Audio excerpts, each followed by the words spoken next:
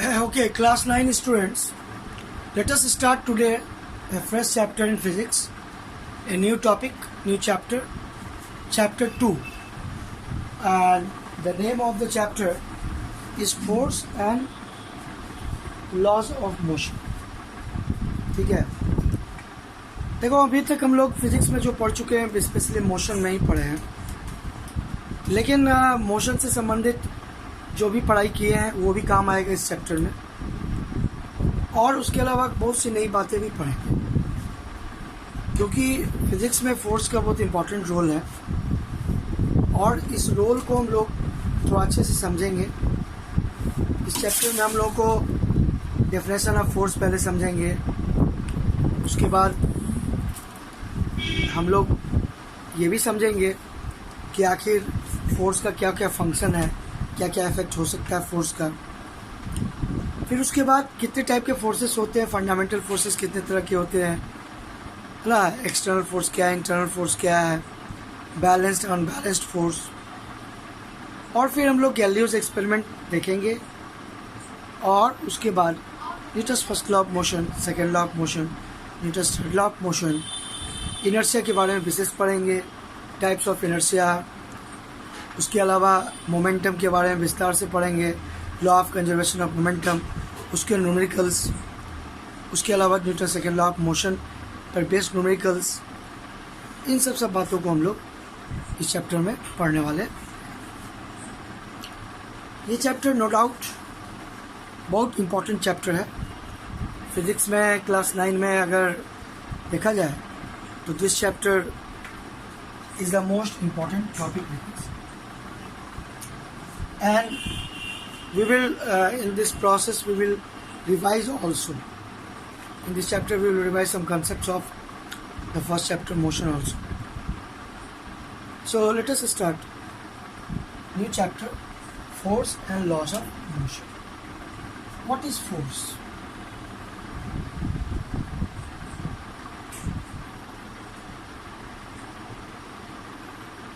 Force क्या है?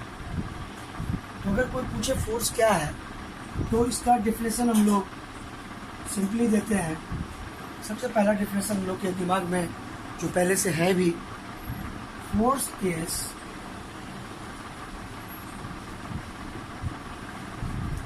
Push और पुल। देखो ये चीज हम लोगों को समझ में आता है कि एक पुश या पुल सबसे पहले अर्थों में यही एक फोर्स, ठीक। अब ये पुश और पुल बहुत तरह का हो सकता है, इसके बहुत से इफेक्ट हो सकते हैं, ठीक है। लेकिन विंड का भी पुश हो सकता है, या फिर कोई अगर तुम्हारा दोस्त साइकिल चला रहा है तुम पीछे से खींच सकते हो, वो भी एक फोर्स है, पुल है। ग्रेविटेशनल फोर्स भी एक फोर्स है जिसमें अर्थ पुल करता है अपने सेंटर की ओर।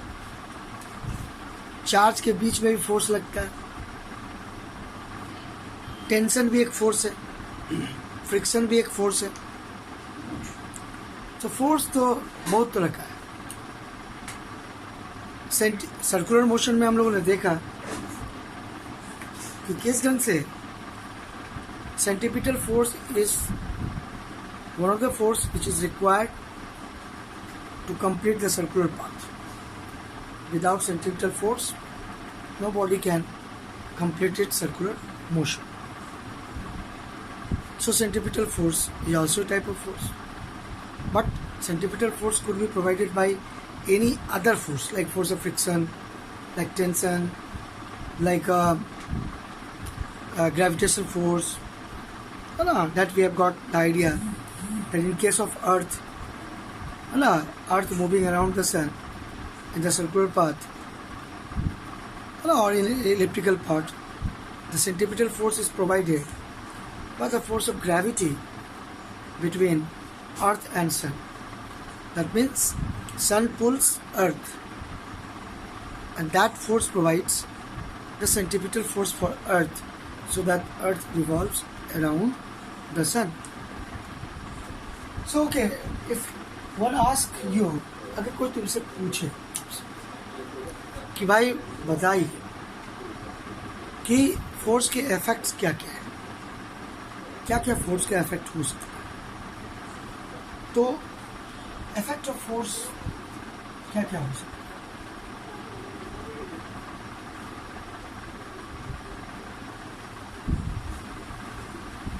तो पहला इफेक्ट है कि अगर बॉडी रेस्ट में है तो उसको मोशन में लाने की,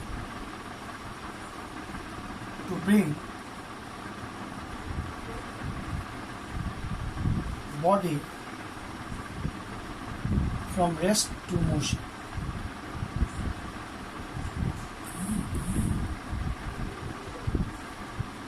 ये बात सच है।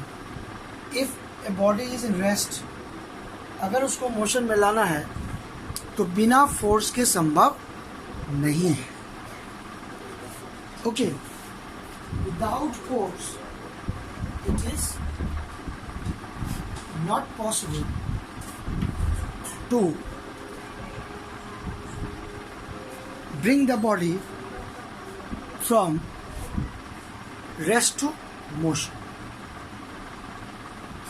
Okay, this is the first work of force, or we can say first effect of force.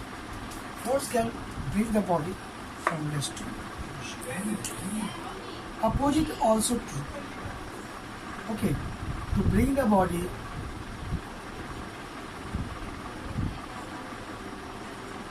from motion to rest,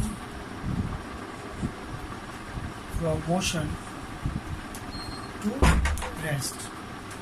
So this is also very important point, that if the body is in motion, okay, let's see, if the body is in motion, then to bring the body from motion to rest, force is required. Okay, without force body which is in motion, हम लोग उसको rest में नहीं ला सकते।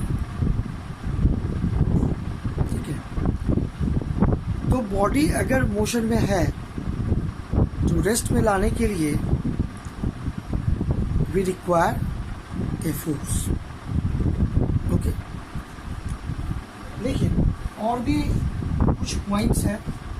अगर body motion में है speed में चेंज लाने के लिए, है ना, सो फोर्स ब्रिंग्स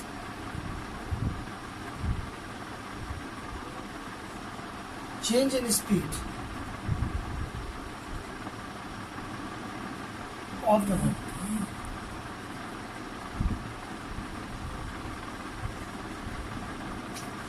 तो स्पीड का चेंज लाने के लिए फोर्स की आवश्यकता है। उसके बिना स्पीड में चेंज नहीं हो सकता। फोर्स के बिना स्पीड में चेंज नहीं ला सकता। ठीक, अब एक और चीज़ है कि direction of motion. Direction of motion को चेंज करने के लिए फोर्स की आवश्यकता है।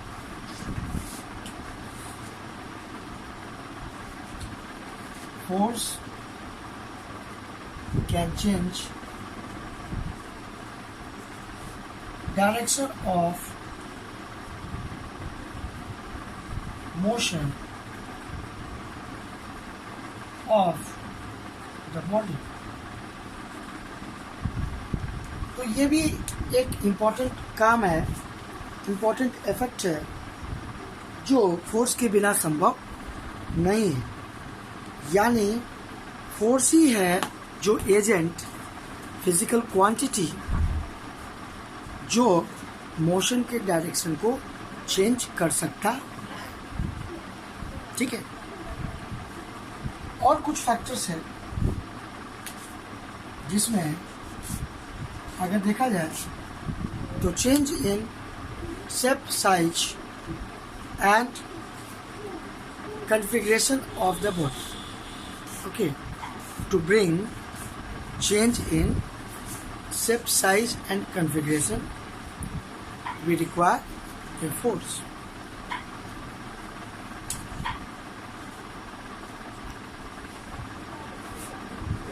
Force can bring change in shape, size and configuration of the body. So force लगाने से बॉडी के साइज में चेंज हो सकता है, उसके शेप में भी चेंज हो सकता है, उसका लेंथ ब्रेथ वॉल्यूम उसमें चेंज हो सकता है। ये भी फोर्स का एक इफेक्ट है, ठीक है। लेकिन इन सब बात को हम लोग जो समझ रहे हैं, और इस संबंध में अरिस्टोटल साहब का एक आइडिया 500 BC में आया था, जो फोर्स का रिक्वायरमेंट पर था कि यूनिफॉर्म मोशन मेंटेन करने के लिए फोर्स का रिक्वायरमेंट है। ये उन्होंने कहा था, to maintain uniform motion force is required. ये भी उनका स्टेटमेंट बहुत दिनों तक सही माना गया, जब तक कि गैलीलियो साहब ने एक्सपेरिमेंट नहीं किया। क्या था गैलीलियो साहब का एक्सपेरिमेंट, वो भी हम लोग चर्चा करेंगे। और उनका कहना ये था कि Aristotle view is wrong because no external force is required to maintain uniform motion. So पहले क्या था अरिस्टोटल साहब का idea? Aristotle's view of uniform motion.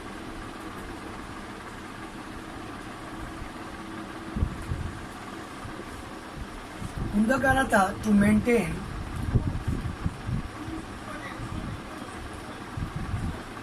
Uniform motion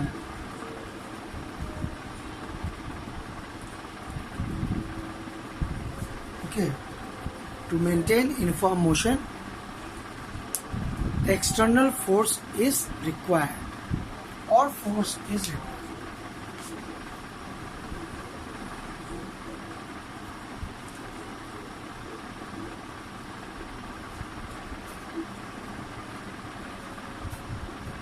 लेकिन ये बात इसलिए उन्होंने कहा था कि उस समय का उनका ऑब्जर्वेशन ये था कि भाई अगर कोई मालिक कोई काट है, हॉर्स काट है मान लो, तो घोड़े को लगातार ताकत लगाना पड़ रहा है, तब काट मोशन में आ रहा है। काट का मोशन अगर 20 km/h है तो उसको मेंटेन करने के लिए लगातार घोड़े को ताकत लगाना है। तो वो उसी कारण से उनका था मन में कि वो 20 km/h यूनिफॉर्म मोशन को मेंटेन करने के लिए एक फोर्स लगातार रिक्वायर्ड है, और इस कारण से उनका ये आइडिया था। लेकिन गैलीलियो साहब का एक्सपेरिमेंट जब आया तो इस बात को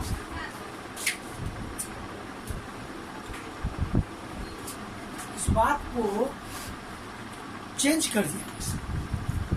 गैलीलियो साहब ने एक्सपेरिमेंट किया इंक्लाइन प्लेन का, डबल इंक्लाइन प्लेन का, और उन्होंने आइडिया दिया और एक्सपेरिमेंटल कंक्लूजन निकला to maintain uniform motion, no external forces required.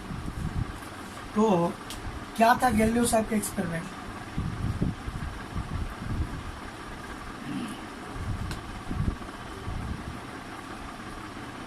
Galileo's experiment, ठीक है, वो हम लोग अभी देखेंगे। लेकिन उनका आइडिया क्या हुआ? Galileo idea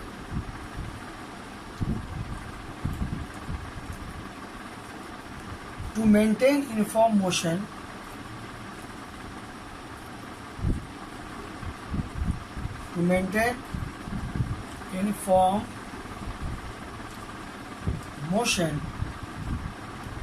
no external